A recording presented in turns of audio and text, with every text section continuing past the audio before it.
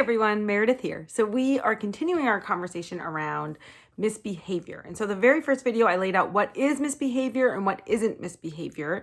And just as a reminder, misbehavior is when our children are using their behavior to accomplish a goal. They're trying to fill either their attention bucket or their control bucket, but they're going about it in an unhelpful, what we would call a mistaken way, a way that we don't want to encourage. And so we want to address misbehavior in a helpful way and redirect that desire to get positive attention or necessary control in their lives. Yesterday, I talked about undue attention, and that's when we feel annoyed and irritated because our kids are doing annoying and irritating things like whining, complaining, interrupting, acting helpless, all that type of stuff.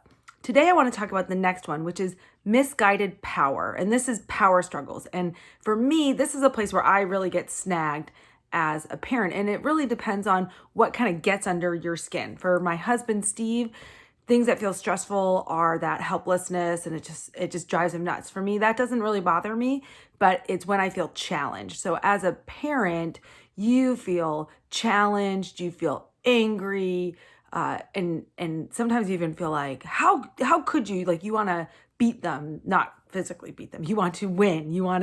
It feels like a competition, and so misguided power, it shows up in, one of the most common ways is just children saying no, and that defiant no, or it can be ignoring you, right? That you're asking them to do something and they just ignore you. They just keep doing the same thing. It can be back talk, name calling, it can be hitting, it can be all those types of things. So those where you feel like it can be badgering or bartering, trying to like wear you down in that way. So misguided power is a power struggle. And what I always tell parents is it takes two to tango when it comes to a power struggle.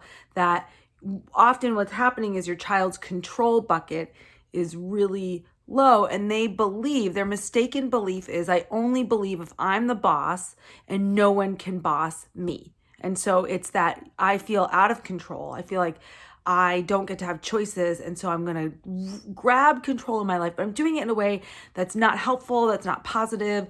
And here's the thing, parents, kids need to have control. They really do. They need to have control in their lives. And there's so much that they don't get to control. They don't get to control their schedule very often. They rarely get to control what's for dinner, when dinner is, if they have to go somewhere or not. And so they're kind of dragged around without a lot of notice. And we often think, well, you're this little person and you should just do what I say. But they actually need control. And one of the ways that you'll see power struggles pop up is when we hold our kids back, because often their capability outpaces our comfort with their capability. And so they're feeling like they are capable of so much more, and we say no to them. You see this particularly in toddlers, right? They say, no, I want to do it. No, I want to do it. And we say, no, I'll do it because it's going to be too messy. You might hurt yourself. It's too stressful.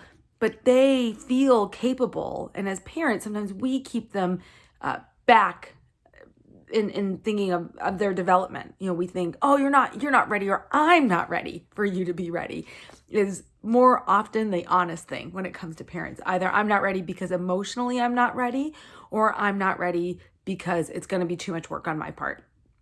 So when you're seeing power struggles, what they're really saying is, give me choices, and involve me. So they want some control. So one of the ways that you can really tackle power struggles, the first thing is, remember, it takes two to tango. So disengage. When you feel yourself like you're going back and forth, and they say something, it gets under your skin, and then you say something back, and then they say something back, it doesn't get better, right? It doesn't spiral into understanding. It normally leads to like people blowing up or being upset.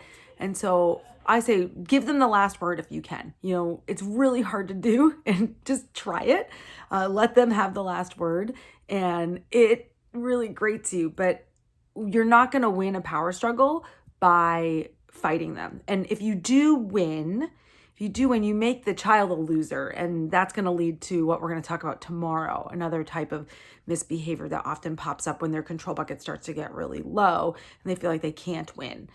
So let them have the last word, disengage. If you've been in power struggles or you were just in a conversation where you're going back and forth, own your part, come to them and say, hey, I'm sorry. This is where, I said this or I did this and it wasn't helpful. And then don't lead with, but just model how to ask for forgiveness. But how can you get on the front end of power struggles? Well, assume capability, give them actual roles, give them choices, help them decide. So, it could be, and it doesn't have to necessarily be in the area that you're having the power struggle over. It could be, I remember I had a friend who was having a power struggle over content, that the child felt like they were much more ready for content, adult content than the parent was comfortable with. And that's part of our responsibility as parents, is to measure what's appropriate, what's not appropriate to expose our children to. So that wasn't a place where the parents were willing to compromise around the content, but they did realize, well, because this child was a tween, and they realized, oh, you know what, there's a lot of other places where we can be giving him choices and giving him more freedom that we're not doing. We're treating him like his younger siblings. And so it doesn't have to be around the one area, but to start to look and say, where can you hand control over to your children? So it could be what they get to have for lunch. It could be when their bedtime is, right? You could negotiate that and ask them, well, what do you think is a reasonable bedtime? And they might say something like midnight, and you go, well, no, that's too late. Let's work back. And you can eventually compromise and come up with a time that actually works for both of you. It could be, their morning routine. You think things should be done in a particular order, and maybe you give them the choice to say, these are the things that have to be done. What order do you want to do them in? Giving them real responsibility around the house, and not just chores that you want, but to say, okay, here's the things that need to get done in the house. What would you like to take responsibility for? And the other thing is to remind kids that with every privilege comes responsibility. And so one way to disengage with a power struggle is to be really clear on the front end. These are the responsibilities that are expected with this privilege. And if I see that you can't handle the responsibility, then you're showing me you're not able to handle the privilege, rather than nagging. And you can sign contracts on the front end, things like that they are really clear what needs to happen. The other thing that you can do when you're in one of those moments where you're feeling like you're just going back and forth, or you're nagging, you're telling them they're ignoring you or whatnot, is act without words. You don't have to throw a bomb, but you can act. So, if you've told them screen time is over and it's time to turn off the TV, and they've just ignored you and ignored you and ignored you, and you find yourself nagging, and you just turn off the TV and walk away. Don't throw a jab in there. If it's, they need to clean their dinner plate, rather than, you always leave your plates around, blah, blah, blah. Just hand them the plate. You can use one word, sink. But be firm in that way, but also be kind. So with that, when it comes to power struggles, disengage. Remember, it takes two to tango. Own your part. Give them the last word. Again, try it. It's so hard. Give them real control in their lives. You still get to set the parameters. You're the parent. You get to decide what's appropriate and what's not in terms of where they can make decisions. But depending on their age, you can start to give them more and more control over areas that you're comfortable with, and talk to them about it. Say, I sense that we're in these power struggles. What's going on?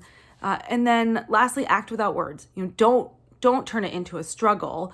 Just do what needs to be done and assume that they're going to get it done, and see if that helps. So that's Misguided Power. Again, if you have questions or scenarios, you can message me or leave a comment, and I'd love to help you out with that. Tomorrow, we're going to talk about revenge and how we begin to see that mistaken goal, why it pops up, and what we can do about it. So with that, good luck, parents. Hang in there. You're doing a great job.